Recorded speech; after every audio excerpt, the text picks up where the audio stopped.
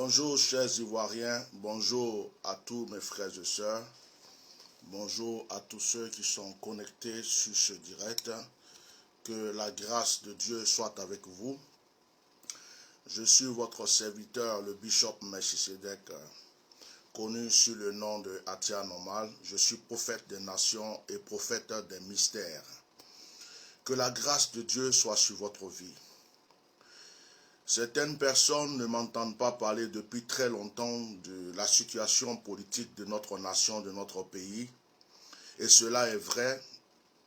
C'est parce que, en effet, physiquement, en ce qui me concerne, j'avais déjà tout dit.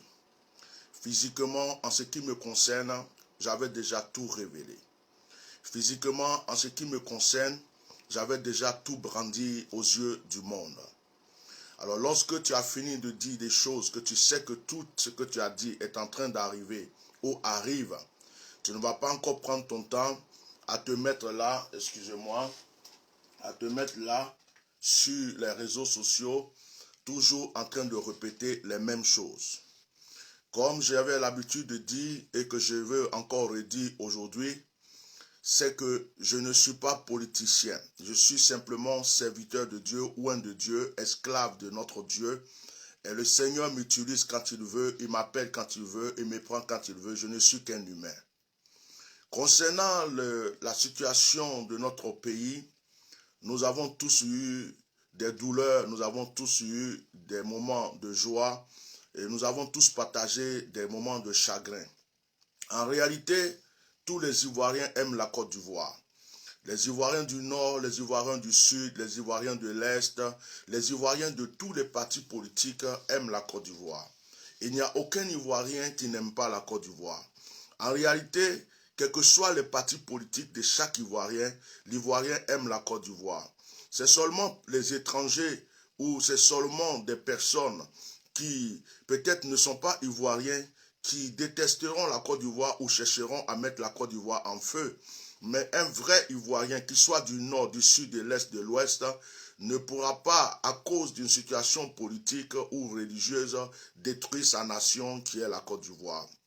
Je salue tous les Ivoiriens ce matin. Je salue tous ceux qui sont en Côte d'Ivoire. Je salue ceux qui sont en dehors de la Côte d'Ivoire.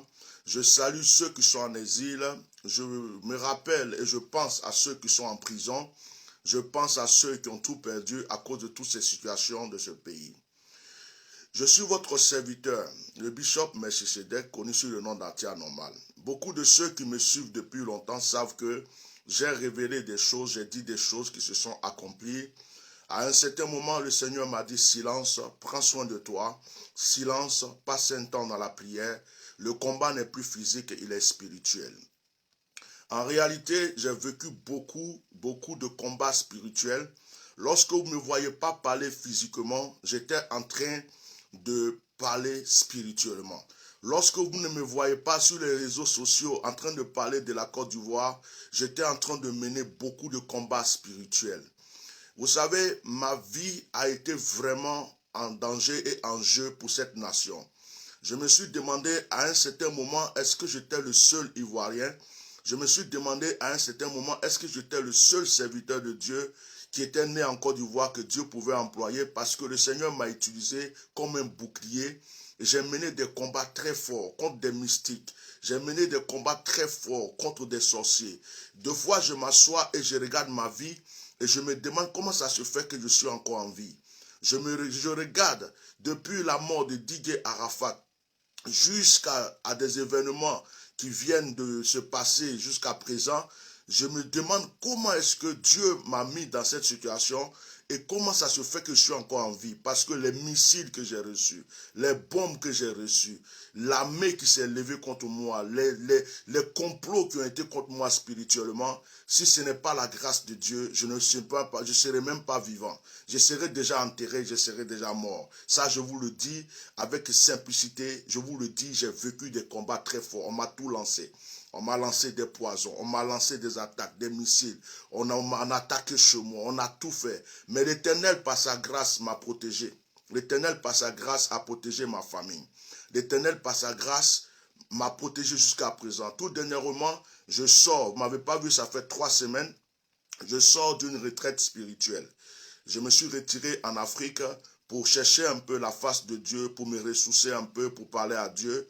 Et je vous assure que j'ai vécu encore vers la fin de ma retraite un combat spirituel. Une armée mystique s'est assemblée et ils m'ont lancé un sort. Ils m'ont lancé quelque chose de très fort, comme un poison. Et Dieu pouvait empêcher le poison, mais il a permis que je sente l'effet de ce poison. Vous savez, il paraît que quand tu reçois ce que j'avais reçu, quand tu le reçois, tu meurs.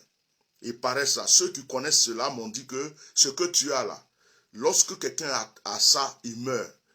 Vous savez, ils ont lancé quelque chose que Dieu a voulu que je sente l'effet. À un certain moment, j'ai commencé à voir que du hockey. Vous savez, quelqu'un qui est adulte comme moi, il parle et puis il est là, il fait on dirait qu'il y a un gaz qui est dans le ventre qui veut sortir. Et tu sens dans le ventre comme si il y a quelque chose qui bouge dans tous les sens. Et en est rien de tout, tu es constipé. Comme si ton ventre ne pouvait plus respirer. Mais j'ai vécu ça il n'y a même pas longtemps, il n'y a même pas 2-3 semaines de ça. J'ai mené ce combat. Et ils m'ont lancé cela. Et ce qui fait que ça devrait me faire vomir, ça devrait me faire... Et en fait, le but était de m'empêcher de sortir de ma retraite spirituelle. Et le but était de me tuer carrément, qu'on n'entende plus parler de moi, parce que ma bouche a dérangé beaucoup de choses et ma bouche a réglé beaucoup de choses. J'ai failli, j'ai été à côté de la mort, il n'y a même pas longtemps, j'ai été à côté de la mort. Pendant que je vivais ces choses-là, j'étais en train de dire à Dieu, si c'est la fin de mon combat, gloire à ton nom, prends juste soin de ma famille, prends soin de mes enfants spirituels, j'ai fait ce que je pouvais, bénis mon ministère, que mes enfants continuent. C'est-à-dire que tu es dans cette position où tu regardes et tu te dis, bon, peut-être que c'est l'heure où Dieu veut m'appeler. Il est temps que je dise un peu au revoir à tout le monde. Et parce que tu te demandes qu'est-ce qui va se passer à la fin. En même temps, tu luttes. Et j'ai mené ce combat. Jusqu'aujourd'hui où je vous parle, je mène des combats, mais j'aime ma victoire. Parce que c'est un retour à l'envoyeur. Je sais que la main de Dieu est sur moi, que si je devrais mourir depuis, je serais déjà mort. Tant que je n'ai pas fini de mener mon combat, tant que je n'ai pas remporté toute ma victoire, tant que tous ceux pour qui je prie ne sont pas heureux, tant que je n'ai pas vu la délivrance totale de ma terre natale, la Côte d'Ivoire, tant que je n'ai pas vu tous les Ivoiriens en train de s'embrasser, tant que je n'ai pas vu tous les Ivoiriens du nord, du sud en train de se réconcilier, s'embrasser, tant que je n'ai pas vu la paix totale dans ma nation, tant que la pluie n'est pas tombée 7 fois pour nettoyer le sang qui est versé des milliers de fois sur ma nation, tant que les morts spirituels ne seront pas ressuscités spirituellement pour se consoler spirituellement avant de répartir spirituellement, je parle encore. Tant que mes ancêtres ne sont pas apaisés, tant que les entités de ma nation ne sont pas apaisées, sachez que mon temps n'est pas encore arrivé. Ils peuvent se lever. Quel mystique s'est pas levé? Ils sont venus du Burkina, du Togo, du Bénin. Ils sont venus de partout. Des gens riches de la nation ont payé des gens. Ils ont fait des sacrifices. Deux fois, je suis assis chez moi et je sens l'odeur du bœuf qui est en train de brûler vivant. Je sens l'odeur du mouton qui est en train de brûler. Je sens même l'odeur d'un cadavre qu'on est en train de brûler. Ils ont immolé. Ils ont fait des choses extraordinaires. Ils ont dit, celui-là, sa bouche nous a dérangés. Il faut qu'il meure. Mais par la grâce de Dieu, grâce à la force de ma pierre, je suis là. Grâce à la force de mon épée, je suis là. Grâce à la force de ma canne, je suis là. Grâce à la force de toute entité qui veille sur ma vie, je suis là. Grâce à la force des anges que l'Éternel m'a donné, je suis là. Je suis encore là, vivant haut et fort. Je ne savais pas que j'allais aujourd'hui. Je ne savais pas qu'aujourd'hui, j'allais encore avoir la force de parler de ma nation parce que pour moi, j'en avais fini. Et depuis hier, le Seigneur me dit, tu as un message pour la Côte d'Ivoire. Tu as un message pour la Côte d'Ivoire. Et je viens vous donner simplement ce message. Sachez que ce message n'est pas rempli de haine. Ce message n'est pas rempli de division. Ce message n'est pas pour valoriser les GOR, valoriser les RDR, valoriser les PDCI. Ce message est le message des Ivoiriens. Je suis venu donner une nouvelle aux Ivoiriens. Écoutez-moi, chers Ivoiriens, je viens de la part de l'Éternel encore aujourd'hui pour vous donner un message. J'ai marqué la date de ce message, écoutez ce message. Lorsque je finirai de donner ce message, j'arrête mon direct. Ce soir, nous avons un direct de prière. Alors, je ne suis pas politicien, je suis serviteur de Dieu, messager de l'Éternel, prophète des nations et prophète des mystères. Prenez note. Merci Seigneur pour ta grâce. Nous bénissons Dieu déjà pour tout ce qu'il a dit sur la Côte d'Ivoire qui se sont accomplis. Nous sommes désolés pour les personnes que nous avons prévenues. Les personnes qu'on a prévenues pour dire, frère, tu vas être empoisonné. Il n'a pas écouté. Frère, tu vas mourir. Frère, ne fais pas trop confiance au roi. Le roi va te tuer. Frère, ne faites pas ceci. Le baobab qui devrait se plier, on dit il va se plier. Essayez de le redresser. On a donné tous les messages. Personne ne nous a écoutés. Que le nom de Dieu soit glorifié. Que le nom de Dieu soit loué. Je bénis ce Dieu qui me donne encore la force de parler malgré tout ce qui a été dit que les gens n'ont pas écouté. Je bénis Dieu. Mais ce n'est pas pour l'homme que je parle, puisque je ne parle pas à mon nom, je parle de la part de Dieu. Ce matin, je suis venu vous adresser un message. Chers Ivoiriens, restez tranquilles et dormez tranquilles. Prenez cette partie de ce message pour faire votre montage si vous voulez, je vous le permets. Dormez tranquille. Beaucoup d'Ivoiriens sont en train de se demander, ils se posent la question, est-ce que Gbagbo va rentrer en Côte d'Ivoire? Est-ce qu'on va tuer Gbagbo? Est-ce qu'Alassane ne va pas faire ceci? Est-ce qu'il n'aura pas encore la guerre? Est-ce qu'il n'aura pas ceci? Je vais vous dire une chose. Je vais vous dire une chose. Il y a un temps pour tout. Et il y a un temps qui est arrivé. Le temps qui est arrivé actuellement est le temps de la vengeance, est le temps de la réconciliation, est le temps de la paix. Tout est mélangé en fait. C'est-à-dire qu'il y a une page qui est en train de se tourner. Une page qui est en train de se tourner. Ce n'est pas la page de 2002, ce n'est pas la page de 2000 et tout ça. Le temps où Gbagbo a eu la guerre, où il y a eu la guerre, où il a été en prison, où il a été, vous avez lutté, tout ça, ce temps est passé. Nous sommes en train de rentrer dans une autre phase de la chose. Et je vais vous dire une chose, je ne suis pas venu défendre Gbagbo, je parle de lui parce que c'est lui qui va aujourd'hui rentrer en Côte d'Ivoire. Et ça a été annoncé depuis le début, beaucoup de personnes n'ont pas cru. Quand on a dit que Gbagbo va sortir de prison, des gens nous ont insultés. Quand on a dit qu'il va rentrer, des gens nous ont insultés. Dieu merci, maintenant, certaines personnes ont compris qu'il va rentrer. Gloire à Dieu, que son nom soit élevé. Écoutez-moi, il y a des gens qui disent Gbagbo va être empoisonné, Gbagbo sera empoisonné, mais ce n'est pas nouveau. Depuis que Gbagbo était en prison, nous avons parlé du poison. Depuis qu'il est sorti de prison, qu'il allait en Belgique, nous avons parlé du poison. Le projet du diable n'est pas retourné. Cette histoire de tuer Gbagbo a commencé depuis le jour du bombardement. C'est Dieu qui l'a protégé. Si Dieu n'avait pas protégé ce monsieur serait mort directement au jour même du bombardement. Si Dieu ne l'avait pas protégé, ce monsieur serait mort à Korogo en prison. Si Dieu ne l'avait pas protégé, ce monsieur serait mort à La Haye. Mais Dieu n'a pas voulu que ce monsieur meure. Ce n'était pas dans le plan de Dieu que ce monsieur meure dans cette situation. On ne dit pas qu'il est éternel, qu'il ne mourra pas un jour. Mais mourir dans cette circonstance, dans cette situation, n'était pas le plan de Dieu. Et Dieu l'a protégé jusqu'aujourd'hui. Le Seigneur a nettoyé autour de lui. Le fait qu'il soit resté en Belgique, c'était pour nettoyer autour de lui. C'est pour montrer qui est bon, qui est mauvais, qui est hypocrite, qui est vrai, qui est sincère, quels sont ses vrais alliés, quels sont ses vrais suiveurs. Donc, tout a été fait. Le nettoyage a été fait. Aujourd'hui, le monsieur a remporté la victoire spirituelle et il a remporté la victoire physique. Ce qui manque, c'est que physiquement maintenant, il descend en Côte d'Ivoire. Quand on parle de poison, le projet du poison existait depuis longtemps. Ce n'est pas maintenant que le projet du poison arrive. Depuis qu'il était en prison, ça avait été prévu et décidé qu'il soit empoisonné. Dieu l'a protégé. Depuis qu'il était en Belgique, ça avait été prévu et décidé qu'il soit empoisonné. J'ai même fait des directs en vous disant protégez le monsieur. Surveillez ce qu'il mange. Surveillez ce qu'il fait.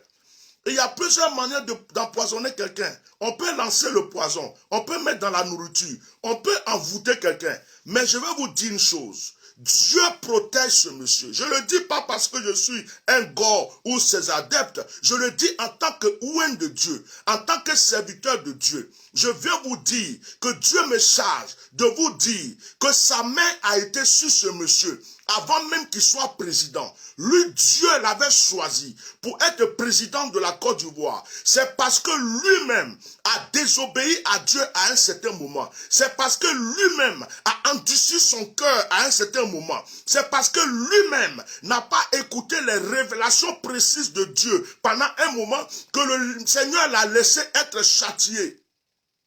Et que le Seigneur l'a laissé goûter au châtiment.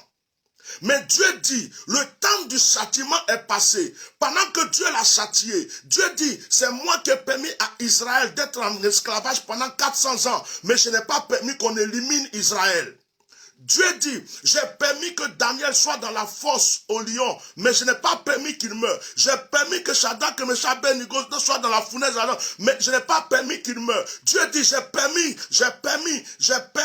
que les Juifs soient en exil, mais je n'ai pas permis qu'on les extermine. Donc Dieu a permis le châtiment pour ouvrir les yeux aussi aux Ivoiriens, pour que les Ivoiriens comprennent la valeur de leur nation. Pour que les Ivoiriens comprennent l'importance de leur pays. Pour que les Ivoiriens comprennent qu'ils ont une terre unique. Pour que les Ivoiriens comprennent que ce qu'ils ont est un trésor. C'est pourquoi Dieu a permis. Et ce que nous avons vécu ressemble à ce que Israël a vécu lorsqu'ils sont allés en esclavage en Égypte. Mais vous oubliez que Moïse est venu. Vous oubliez que la mer Rouge a été divisée. Vous oubliez que le mur de Jéricho a été brisé. Vous oubliez que le peuple d'Israël est retourné sur sa terre promise. Il y a un temps pour tout. Et lorsque la main de Dieu est sur quelqu'un, quels que soient les missiles, les bombes, les attaques et les plans, l'on ne peut rien contre la vie de cette personne. Alors le Seigneur me charge de vous rassurer, vous qui êtes en train encore de pleurer, comme si vous pleurez pendant qu'on vient de le bombarder en 2002. Dieu dit, le travail a été fait. Le temps actuel est le temps de la réjouissance. Le temps actuel est le temps de la joie. Préparez vos pailles. Préparez vos chaussures, préparez vos ceintures, préparez-vous, soyez dans l'allégresse, car c'est le temps de la fête. C'est le temps de la réconciliation, c'est le temps du pardon, c'est le temps du bonheur, c'est le temps dans lequel vous allez oublier le passé, c'est le temps où les exilés doivent rentrer, c'est le temps où les prisonniers doivent sortir pour voir leurs parents, c'est le temps où ceux qui n'ont pas vu leur mort, le tombeau de leurs parents depuis longtemps, aillent le voir, c'est le temps où la Côte d'Ivoire doit étonner les nations, par sa réconciliation, sa paix, sa réjouissance. C'est ce temps qui est en train de sonner. Dans le ciel déjà, la préparation de cette fête est faite. Dans le ciel déjà, la préparation de cette fête est faite. Certains sont en train de dire, on va l'empoisonner. On devrait l'empoisonner, il serait déjà mort. On devrait le tuer, il serait déjà mort. On devrait l'arrêter, il serait déjà anéanti. Arrêtez de prophétiser la mort sur cet homme maintenant. Ça s'arrête. Maintenant, vous prononcez que des paroles bénéfiques. Parce que lui-même, il est âgé. Et il ne lui reste pas assez de temps sur terre. Son combat, il a mené un combat de sa jeunesse. Il a mené un combat de son vivant. Il est dans l'ère du repos. Il est dans l'ère de la reconnaissance. Il est dans l'ère où il doit conseiller les jeunes. Où il doit maintenant donner sa connaissance aux autres. Ce n'est pas l'ère de ce jeune Gbagbo qui s'est levé contre Oufoué. C'est l'ère de ce vieux Gbagbo, de ce papa Gbagbo qui donne des conseils aux jeunes pour l'avancement. Arrêtez de prophétiser la mort sur sa vie et donnez que des paroles de bénédiction sur sa vie parce que c'est le temps de la grâce. Il a le droit de se reposer. Ok. Gbagbo va rentrer. Ça avait été déjà prophétisé depuis longtemps. Ils ont tout fait. Mais le Seigneur n'a pas permis. Il va rentrer. Il rentrera en réjouissance. Il rentrera en joie. Ce sera la réconciliation. Ce sera la paix. Beaucoup de personnes ne seront pas contentes, mais elles seront obligées de se plier parce que la Côte d'Ivoire est un pays de paix. La Côte d'Ivoire est un pays de réconciliation. Nous allons oublier le passé. Nous allons oublier nos douleurs. Nous allons oublier nos blessures. Tous ces injures que nous sommes donnés, toutes ces attaques, nous allons les oublier. Ça va être le passé derrière nous. Je suis en train de voir des gens dans le gouvernement s'asseoir et en train de se discuter, de se réconcilier, de trouver des solutions pour les Ivoiriens. Beaucoup de personnes pensent que parce que Gbagbo vient, il aura une deuxième guerre. Je ne vois pas cette guerre. Mais par contre, je voudrais, s'il vous plaît, sans lancer des paroles de malédiction, vous dire et vous répéter que la mort du roi n'est pas loin. Je voudrais, sincèrement, en toute humilité, si je choque quelqu'un, que la personne me pardonne. Mais il y a un temps pour tout. Je dirai son nom. Le président Dramane Alassane Ouattara n'est pas loin d'être appelé par l'Éternel. Le président Alassane Dramane Ouattara n'est pas loin d'être appelé par l'Éternel. Beaucoup l'ont aimé, beaucoup ne l'ont pas aimé, beaucoup l'ont critiqué, beaucoup l'ont attaqué, beaucoup l'ont accepté, mais il y a un temps pour tout. De la manière que Nebuchadnezzar a joué un rôle, de la manière que Pharaon a joué un rôle, ce monsieur aussi a joué un rôle. Vous savez, même Satan joue un rôle entre les mains de Dieu. Même le diable, il joue un rôle. Même les démons jouent un rôle entre les mains de Dieu.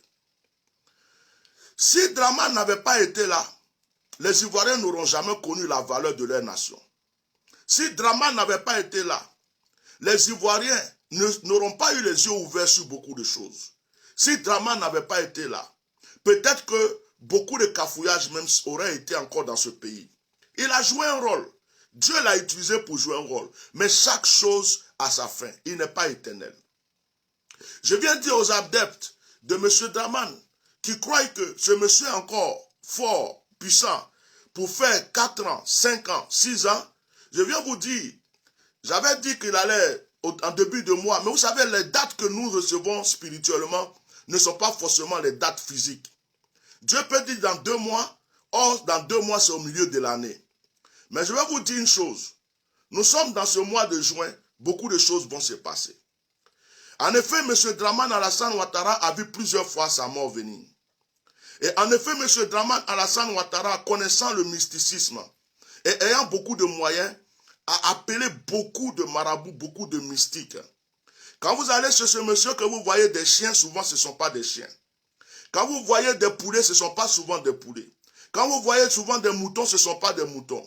Il y a des mystiques même transformés physiquement en animal, quoi que ce soit chez ce monsieur. Des sacrifices ont été faits. Beaucoup de choses ont été faites. Même la vie de certaines personnes ont été prises pour lui renouveler la vie. Il a lutté pour pouvoir résister jusqu'aujourd'hui.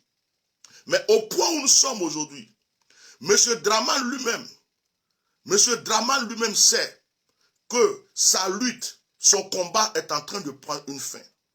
Il sait que malgré tout son argent, malgré tous les sacrifices, malgré tout ce qu'il fait, il est en train d'arriver à la fin. Il ne pourra pas aller jusqu'au bout. Il ne pourra pas aller jusqu'au bout. Je le dis pas par haine. Hein. Si ceux qui le supportent étaient intelligents, ils seraient en train de m'écouter et eux-mêmes de se préparer à cet événement.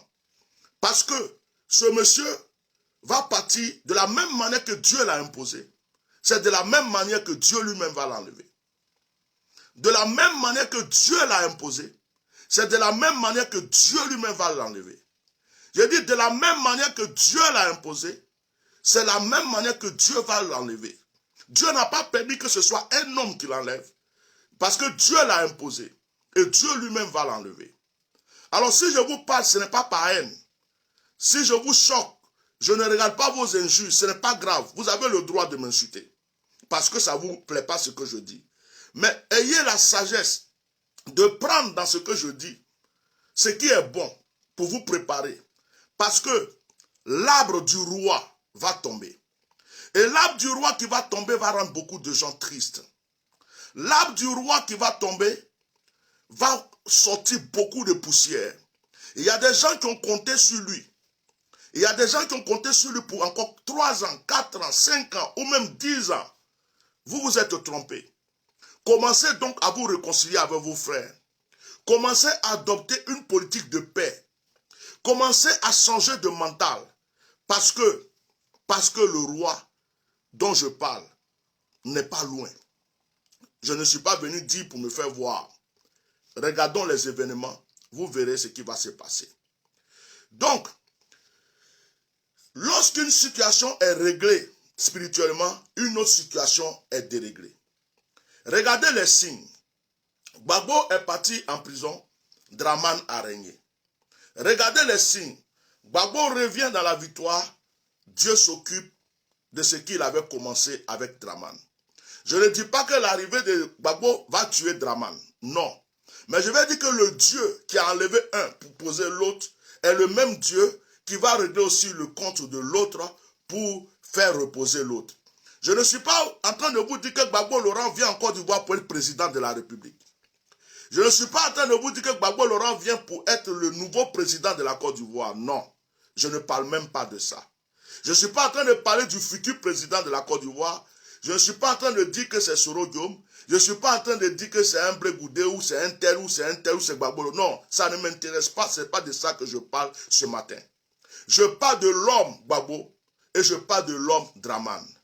En réalité, la situation que les Ivoiriens ont vécue en Côte d'Ivoire est venue de ces deux personnes, Gbagbo Laurent, Alassane Ouattara.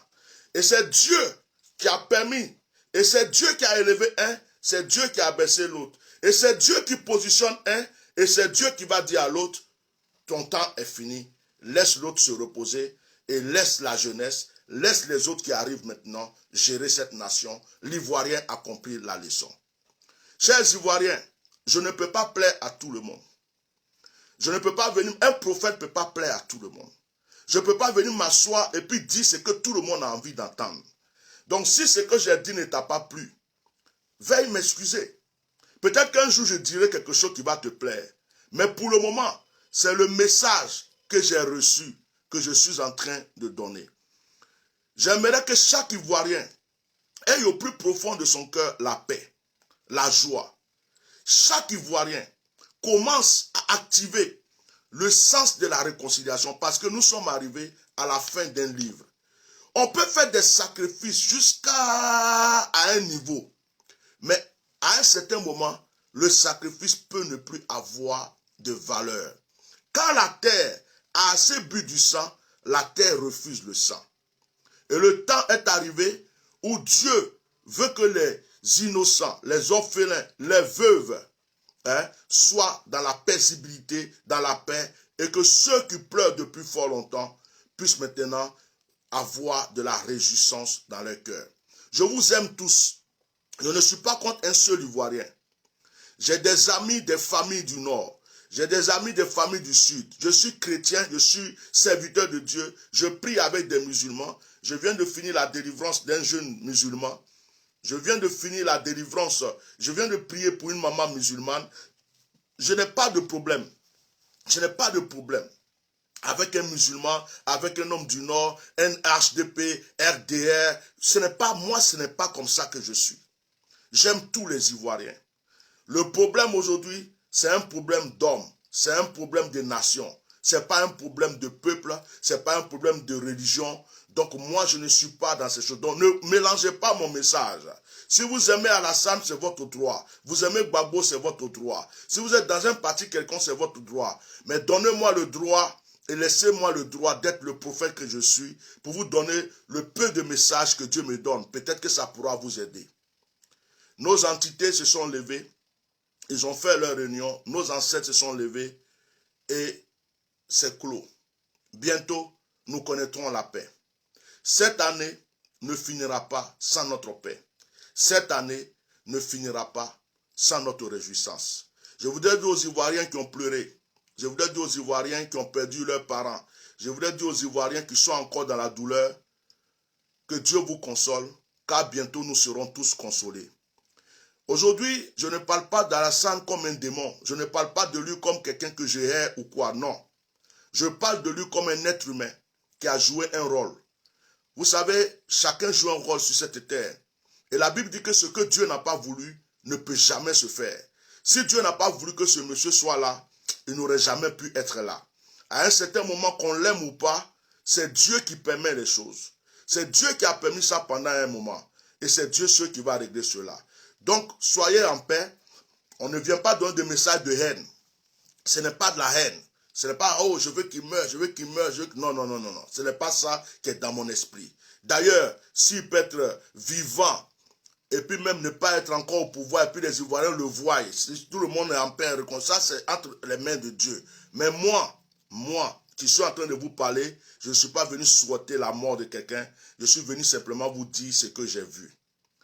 Ceux qui l'aiment prier pour lui, certainement vos prières peuvent faire quelque chose pour lui, parce que le roi n'est pas loin.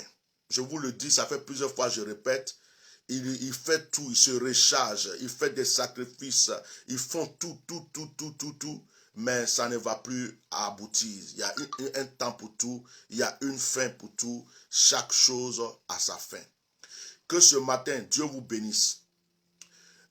Priez pour le président Gbagbo, priez pour lui, ne sautez pas trop de joie, il va arriver, il va arriver, il va arriver. Il va arriver, d'accord, mais ce n'est pas fini. Il y a des combats encore. Mais ça ne veut pas dire qu'il a échoué. Priez pour tous les hommes politiques. Priez aussi beaucoup pour Blé Goudé. Je ne veux pas parler de lui aujourd'hui, mais priez beaucoup pour lui.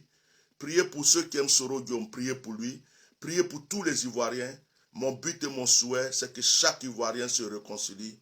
Mon but, c'est que chaque Ivoirien soit dans la paix et que nous puissions passer à autre chose.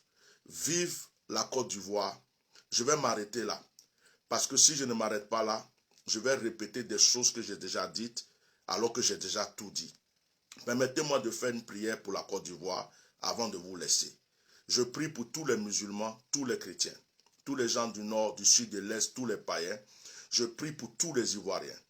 Je prie pour la Côte d'Ivoire. Je prie que cette nation continue à connaître la gloire, continue à connaître l'excellence. Je prie que la bénédiction soit sur la vie de chaque Ivoirien. Ce matin, en tant que serviteur de Dieu, j'interpelle la paix, j'interpelle l'amour, j'interpelle la réconciliation totale dans le cœur de tous les Ivoiriens. Que ceux qui ont la haine soient délivrés. Que ceux qui méditent encore la mort soient délivrés.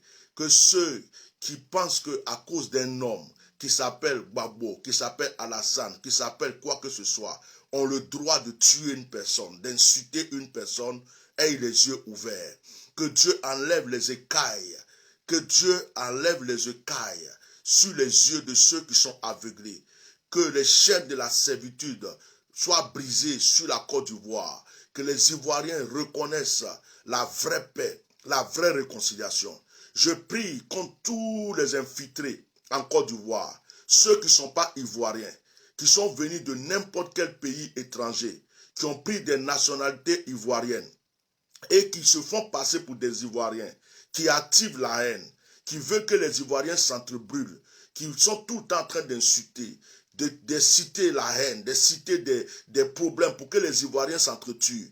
Je prie que ceux-là, Dieu, maintenant intervienne et détruise leurs projets et leurs plans. Parce que je sais que les Ivoiriens, les vrais Ivoiriens, sont des hommes de paix. Et je sais que les vrais Ivoiriens n'aimeront jamais que leurs frères du nord, du sud et de l'est meurent. Que la paix soit dans la vie des Ivoiriens, la paix dans l'islam, la paix dans le christianisme, la paix au nord, la paix au sud, que la paix soit sur toute la terre et le ciel de la Côte d'Ivoire. Vive la Côte d'Ivoire. Et que Dieu donne la sagesse à nos politiciens et que Dieu protège notre Côte d'Ivoire contre l'influence de l'Europe, que tous les plans de l'Occident contre la Côte d'Ivoire échouent. Dans le nom de Jésus, j'ai prié. Que la paix soit sur vous. Passez un très bon dimanche et merci d'avoir été présent pour écouter ce message de votre humble serviteur. Merci beaucoup. Nous allons terminer avec l'hymne national.